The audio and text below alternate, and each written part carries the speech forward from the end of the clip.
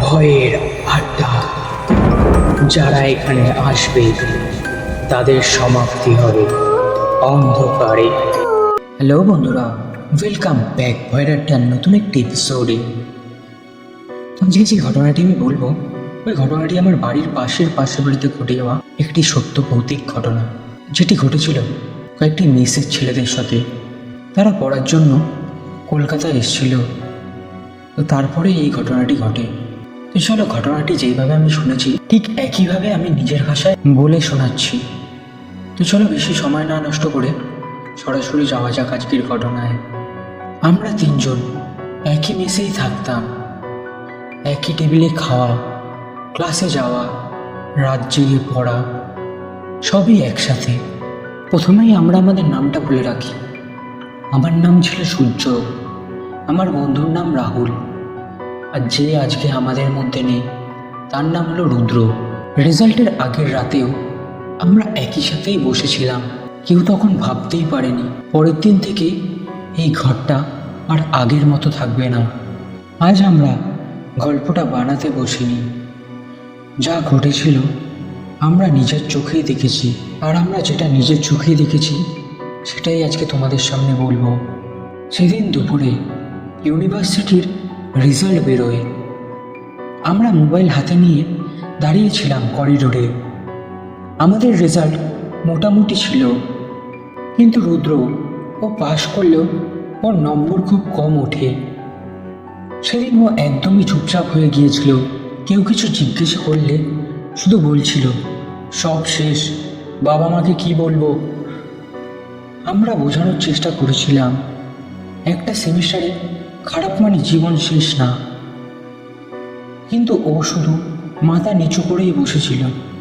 তারপর সেই রাতেই ঘটনাটি ঘটে। রাত তখন প্রায় 2টো। মেসের সবাই ঘুমিয়ে পড়েছে, কিন্তু রুদ্র অনেকক্ষণ ধরেই রুমে ছিল না। আমরা ভেবেছিলাম রুদ্র মনে হয় বাথরুমে গেছে। তারপর হঠাৎ পাশের ঘর থেকে একটা অদ্ভুত গঙ্গানির শব্দ। আমরা তারপরে দ্রুত দৌড়ে যাই। দরজা ঠেলে ঢুকতেই বুঝে গিয়েছিলাম যেটা দেখেছি সেটা কোনো দুঃস্বপ্ন না। আমরা দেখি রুদ্র গলায় দড়ি দিয়েছিল। সেদিনের পর মেসে পুলিশ আসে। তারপরে রুম সিল করে দেওয়া হয়। রুদ্র চলে যায় আমাদের সবার মধ্যে থেকে, কিন্তু তারপরেও যেন ঘরটা খালি হয়নি। ঘটনার 3 দিন পর আমরা আবার সেই ঘরে থাকতে শুরু করি। প্রথম রাতেই আমাদের টেবিলের উপর রাখা বইগুলো নিজে থেকেই মেঝেতে পড়ে যায়।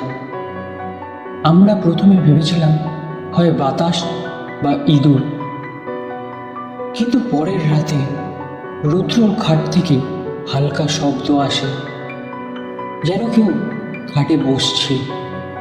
আমরা সেই খাটের দিকে তাকিয়ে দেখি খাটে কেউ নেই, কিন্তু গদি ধীরে ধীরে বসে যাচ্ছে। আমাদের গলা শুকিয়ে গিয়েছিল। তারপর চতুর্থ রাতে বিদ্যুৎ হঠাৎ চলে যায়। পুরো ঘর অন্ধকার হয়ে যায়। আমি আর আমার রুমমেট ঘরে চুপচাপ বসেছিলাম। ঠিক তখনই রুদ্রর কণ্ঠে একটা ফিস ফিস শব্দ। শব্দটা আসছিল ওর খাটের দিক থেকে। আমার যে রুমমেট সে কাঁপা গলায় বলল, রুদ্র, তুই এসেছিস? ঘরটা তখনই হঠাৎ অস্বাভাবিক ঠান্ডা হয়ে গেল। তারপর সেই কণ্ঠ আবার শোনা গেল। আমরা স্তব্ধ হয়ে শুনতে থাকি। তারপর প্রত্যেক দিন রাত হলেই রুদ্রর খাট নড়ে উঠত। তারপর কোনো দিন আচমকা ফ্যান লাইট জ্বলতে বন্ধ হতো। কখনো দরজার পাশে কাউকে দাঁড়িয়ে থাকতে দেখা যেত। আমরা বুঝতে পারছিলাম ও কাউকে ভয় দেখাতে চাইছে না, ও শুধু চাইছে ওর ভুলটা কেউ বুঝুক। তারপর আমরা সেই মেস ছেড়ে চলে যাই। এখন আমরা কলেজের মেসে থাকি, সবাই একসাথে থাকি, তো অতটা আর ভয় লাগে না। তো বন্ধুরা, এই ছিল আজকের ঘটনা। ঘটনাটি কেমন লাগলো তোমরা প্লিজ কমেন্ট করে জানিও। যদি ঘটনাটি ভালো লেগে থাকে তো লাইক, কমেন্ট, সাবস্ক্রাইব করতে ভুলো না। তো চলো আবার দেখা হবে নতুন একটি এপিসোডে। ততক্ষণের জন্য সুস্থ থেকো, ভালো থেকো।